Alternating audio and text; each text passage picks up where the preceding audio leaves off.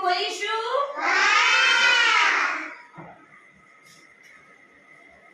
દરરોજ વહેલા ઉઠો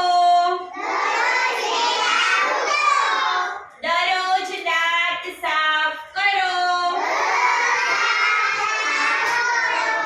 દરરોજ સ્નાન કરો કચરો હંમેશા કચરા પેટીમાં નાખો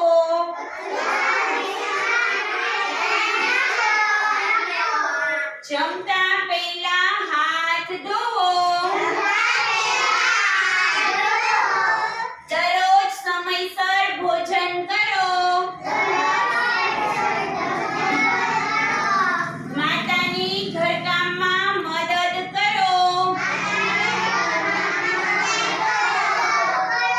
રોજ વહેલા સૂવો પાણી ડોયાથી જ લો